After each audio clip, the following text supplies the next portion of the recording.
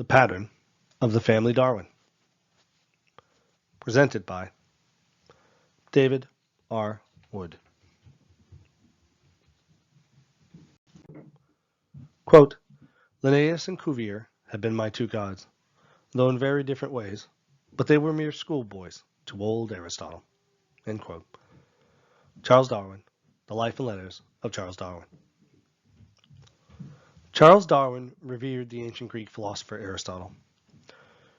Aristotle was the father of modern biology and the first known person to systematically document patterns in nature. Aristotle published many books on biology, as well as on logic and metaphysics. His work included identifying and classifying over 500 distinct species of animals. Aristotle's writings were somewhat close to articulating the pattern of Charles Darwin's theory. But Aristotle got several crucial concepts in the pattern wrong. This is because he had to work mostly with his own imagination and observational skills.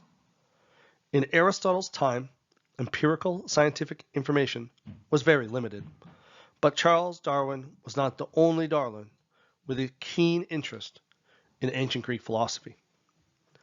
His grandfather, Erasmus Darwin, was a well-known philosopher and naturalist. Below is one of his many poems on nature and the ancient Greek philosophers. Quote, So erst the sage, Pythagoras, with scientific truth, in Grecian temples taught the attentive youth.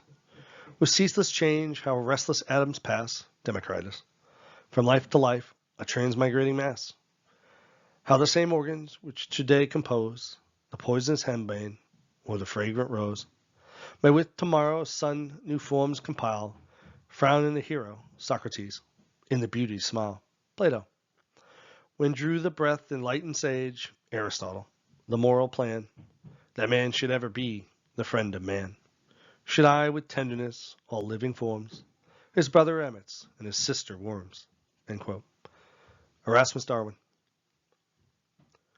Erasmus Darwin was a polymath, with philosophy being one of his many academic interests. The excerpt above is from his poem, To the Stars. In the poem, it appears Erasmus references the ancient Greek philosophers, Pythagoras, Democritus, Socrates, Plato, and Aristotle. I've added brackets in the text to highlight where in the poem.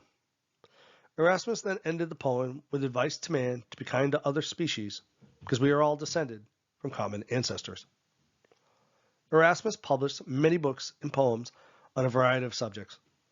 Many of his published texts express the concepts of ancient Greek philosophy in some form.